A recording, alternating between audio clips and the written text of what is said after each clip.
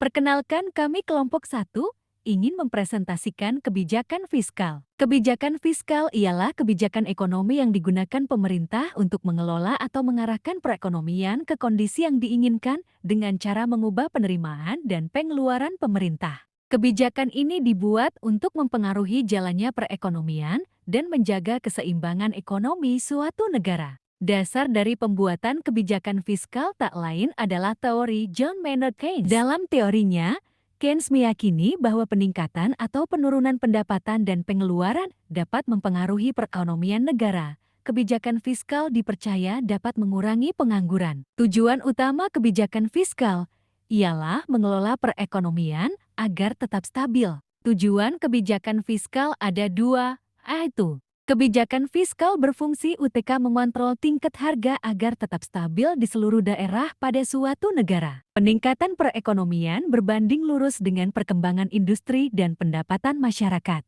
Pendapatan masyarakat yang tinggi menjadi tolak ukur tingkat kesejahteraan bangsa secara keseluruhan. Pertama, kebijakan perpajakan komponen utama dari kebijakan fiskal dikarenakan karakteristik pajak sebagai sumber pembangunan yang bersifat memaksa dan tercantum dalam konstitusi. Kedua, kebijakan pengeluaran berkaitan dengan pendapatan dan pengeluaran modal suatu negara. Ketiga, kebijakan investasi dan disinvestasi, tingkat optimalisasi atas investasi domestik maupun asing sangat dibutuhkan untuk menjaga pertumbuhan laju ekonomi tetap pada jalurnya. Keempat, pengelolaan utang atau surplus. Apabila pemerintah menerima pendapatan lebih dari anggaran belanja, maka keadaan tersebut dapat digolongkan sebagai surplus. Sebaliknya, jika pengeluaran pemerintah lebih besar dari anggaran yang telah ditetapkan, keadaan tersebut disebut dengan defisit. Jika ditemukan defisit, maka pemerintah harus meminjam dari beberapa sumber asing ataupun domestik. Salah satu caranya mengeluarkan surat utang negara,